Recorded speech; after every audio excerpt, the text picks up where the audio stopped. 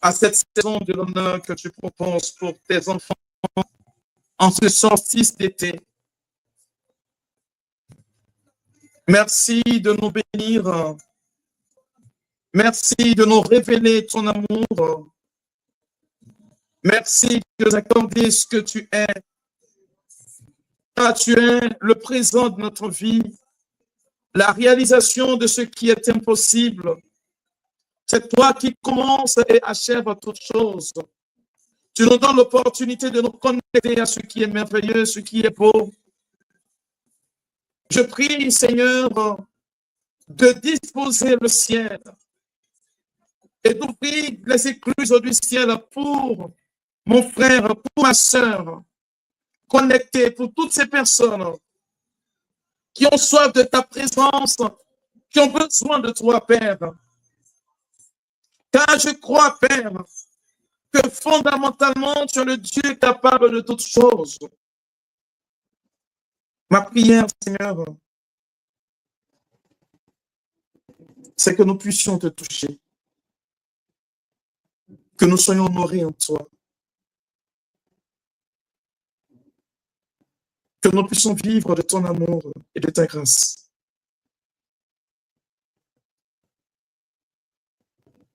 Merci pour l'œuvre de l'Esprit qui nous conduit.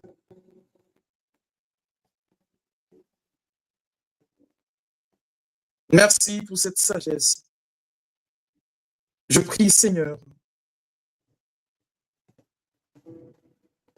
que tu nous accordes aujourd'hui même de savoir marcher avec toi, de savoir te suivre, de créer en nous, Seigneur, les dispositions afin que nous puissions être honorés par toi.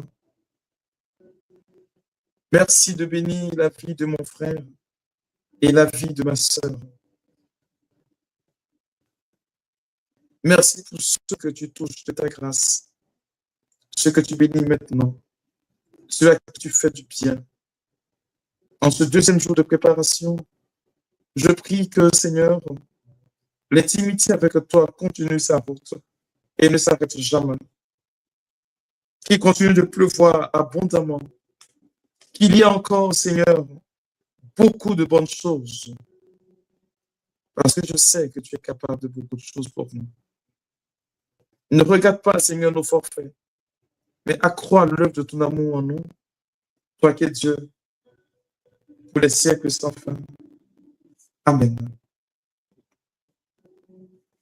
Alors, mes frères et mes sœurs, le deuxième jour de notre préparation à la saison de l'honneur a un nom, a un visage. Ce deuxième jour a une détermination. Et je voudrais que vous entriez dans le registre de ce qui sera présenté.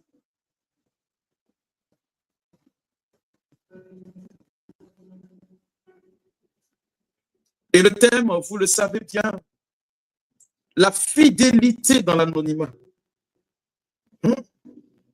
La fidélité dans l'anonymat. Qui veut progresser en ce deuxième jour avec Dieu, la fidélité dans l'anonymat. Et cette fidélité dans l'anonymat, mes frères et mes sœurs, a un nom dans la Bible. Cette fidélité à l'anonymat a un visage dans la Bible. Et ce visage, c'est David. Ce visage, c'est David. Ce visage, c'est David. Et je ne voudrais pas que tu passes à côté de ce qui est essentiel. David, mes frères et mes sœurs, qui veut dire bien-aimé, celui qui aime, celui qui est chéri ou qui chérit. Ce qui voudrait dire impérativement que tu ne peux pas parler de fidélité s'il n'y a pas une dose d'amour dans ton cœur, à l'image de David. bien-aimé de Dieu. C'est le nom que David possède. C'est le nom de David, bien-aimé de Dieu. Ce deuxième jour a un visage. Je voudrais que tu recherches, que tu cherches à ressembler à David. La fidélité, frère, c'est ça, dans l'anonymat, est un parcours. Et comme je disais tantôt, cela a un visage et un nom qui est David.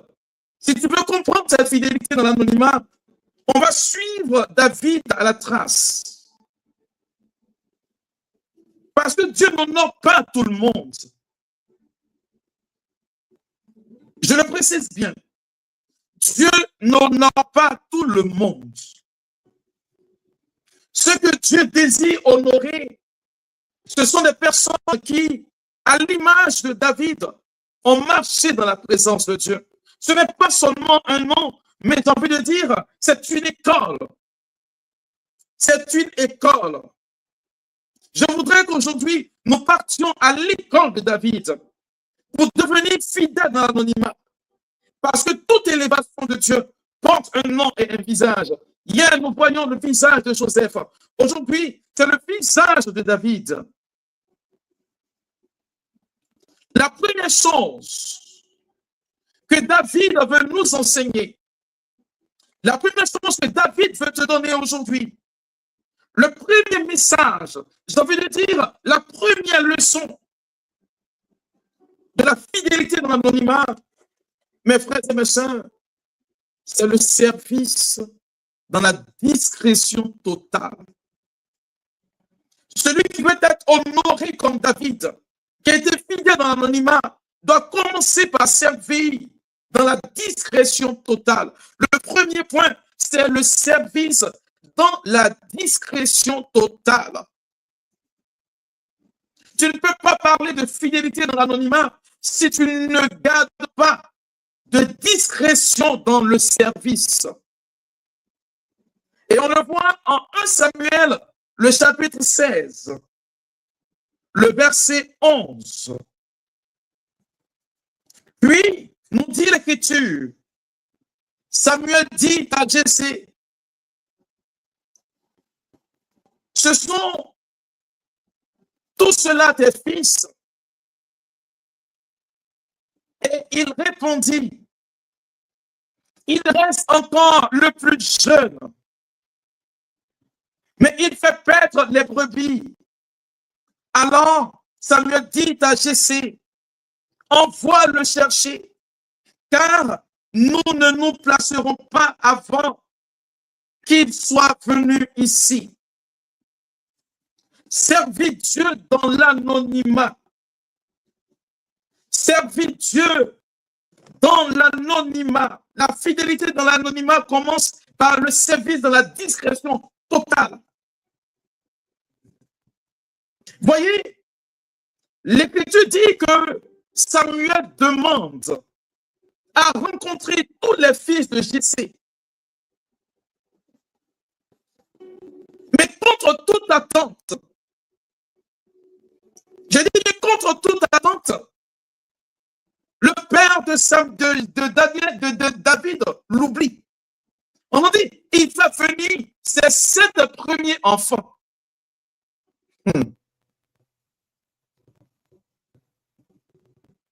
On peut dire qu'on t'a oublié, oui. Mais ici, le service, dans l'anonymat ici, ce n'est pas qu'on a oublié David, mais c'est que David lui-même se fait discret. Il se fait discret. Jésus nous dira ceci, lorsqu'on t'invite quelque part, assieds-toi derrière, pour que quand on te fera venir devant, tu marcheras en toute fierté. Ce principe du service dans la discrétion totale était inscrit en David. Vous me poserez certainement la question de savoir comment servir dans la discrétion totale. Comment servir dans la discrétion totale? Il y a deux choses à retenir pour servir dans la discrétion totale. C'est ce que la Bible nous dit en Luc le chapitre 16, au verset 12. Et si vous n'avez été fidèle dans ce qui est à autrui, si vous n'avez pas été fidèle dans ce qui est à autrui, qui vous donnera ce qui vous revient de droit? La première chose pour servir dans la discrétion totale, c'est rechercher, mes frères et mes sœurs, le bien d'autrui. Je ne dis pas de rechercher son propre bien. Je parle de la quête du bien d'autrui. David nous en donne l'exemple. Le troupeau qu'il est en train de veiller, le troupeau qu'il est en train de surveiller, mes frères et mes sœurs, en aucun cas, même s'il doit hériter, c'est d'abord ses frères qui passeront avant lui. Mais il prenait plaisir. David prenait plaisir à veiller sur le bien d'autrui, à chercher le bien d'autrui. Je veux que tu réalises que le Seigneur est en train de te donner des pistes pour que toi qui es son enfant, tu puisses dès dimanche connaître l'honneur qui est dû aux enfants de Dieu. Et cela passe par la recherche du bien d'autrui. Je dis, ça passe par la recherche du bien d'autrui. Arrête de chercher ton propre bien. Quand tu poses un acte, que ce soit pour le bien d'autrui, ce qui veut dire que le sens de la gratuité dans le service doit être pour toi un honneur. Recherche le bien d'autrui. C'est malheureux de constater aujourd'hui que pour beaucoup, lorsque nous décidons de faire quelque chose, c'est parce qu'on a un intérêt à l'intérieur. Sans quoi, on ne fait rien. Jésus dit en Luc 16, verset 12, si tu n'as pas été fidèle pour le bien d'autrui, toi, ton véritable bien, qui te le confiera?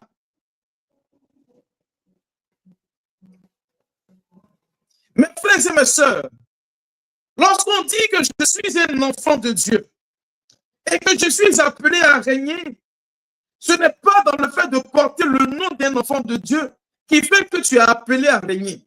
C'est lorsque tu t'es vêtu à l'observance de ce que Dieu dit. Voilà ce qui donne matière à Dieu de pouvoir te lever. Et donc, pour servir dans la discrétion, la première chose qu'il faudrait faire, c'est de rechercher le bien d'autrui. La deuxième chose, j'ai dit, la deuxième chose est écrite en 1 Samuel, chapitre 22, le verset 2. Il est dit ceci, tous ceux qui se trouvaient dans la détresse, qui avaient des créanciers ou qui étaient mécontents, se rassemblaient auprès de David et ils devaient leur chef. Ainsi se joignirent à leur environ 400 hommes. La deuxième chose pour servir dans la discrétion, c'est de savoir rester et travailler pour les sans-voix. Rester et travailler pour les personnes qui n'ont pas de voix, qu'on appelle communément les sans-voix. Le servir dans la discrétion, c'est de travailler pour des sans-voix. Des personnes qui ne peuvent pas s'exprimer. Des personnes qui n'arrivent pas à parler. Dans le psaume 78, les versets 70 au verset 72, dit ceci, il choisit David, son serviteur, et il le tira des bergeries. Il le prit derrière les brebis qui allaitent pour lui faire paître Jacob son peuple et Israël son héritage. David les dirigea avec un cœur intègre et il les conduisit avec des mains intelligentes. David a été élevé, plébiscité par Dieu, pas parce qu'il servait les hommes, pas parce qu'il accompagnait les hommes, mais parce que David a été pris derrière le troupeau de brebis, derrière le troupeau de moutons, des bêtes qui ne pouvaient pas parler. Il trouvait plaisir à les servir, au point où il les défendait. On nous dit, quand il est allé affronter Goliath, il a dit à Saül que c'est moi qui me débarrasse des lions quand ils viennent pour chasser le troupeau. Il faut être capable de rester et de servir les sans-voix. Travailler pour les sans-voix. Des personnes qui ne peuvent pas dire que tu sois leur défenseur dans la discrétion, sans qu'on t'entende parler. Travaille pour leur éclosion. Travaille pour leur bien-être.